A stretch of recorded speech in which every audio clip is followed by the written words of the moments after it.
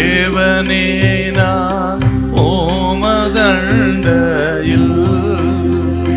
இன்னும் நெருங்கி சேர்வதே என் ஆவல் பூமியில். மார்க்கு சுவிசேஷம் 12ஆம் அதிகாரம் 41 முதல் 44 வசனங்களிலே வாசிக்க கேட்டுக்கொள்கிறேன். இயேசு காணிக்கை பெட்டிக்கு எதிராக உட்கார்ந்து ஜனங்கள் காணிக்கை பெட்டியில் பணம் போடுகிறதை பார்த்து கொண்டிருந்தார். ஐஸ்வர்யவான்கள் அநேகர் அதிகமாய் போட்டார்கள். ஏழையான ஒரு விதவையும் வந்து ஒரு துட்டுக்கு சரியான 2 காசை போட்டாள்.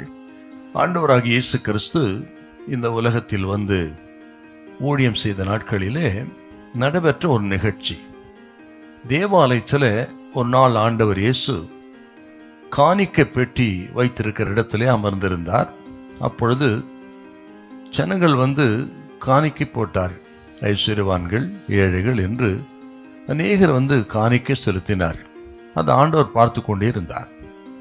அப்பொழுது ஐஸ்வர்யவான்கள் மட்டுமல்ல, ஒரு ஏழை விதவை வந்து 2 காசு போட்டாள் என்று நம்ம பார்க்கிறோம்.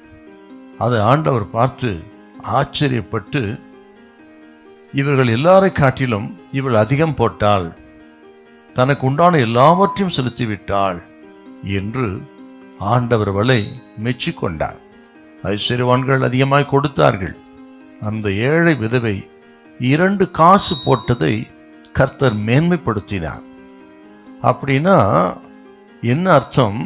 நாம் எவ்வளவு கொடுக்கிறோம், எப்படி கொடுக்கிறோம் என்று நாம் இருதயத்தை ஆண்டவர் ஆராய்ந்து பார்க்கிறார். இந்த ஏழை விதவை கொஞ்சமாய் கொடுத்தாலும் இவள் அதிகம் கொடுத்தாள் என்று ஆண்டவர் மெச்சிக்கொண்டு தனக்கு உண்டான எல்லாவற்றையும் போட்டுவிட்டாள் என்றும் ஆண்டவர் சொல்றத நம்ம பார்க்கிறோம். அப்படின்னா நாம் எவ்வளவு கொடுக்கிறோம், எப்படி கொடுக்கிறோம் என்று நாம் இருதயத்தை சோதித்து பார்க்கிறார். நாம் எவ்வளவு கொடுக்கிறோம் என்பது மட்டுமல்ல, எவ்வளவு வைத்துக் கொள்கிறோம் என்றும் அவர் பார்க்கிறாருங்க.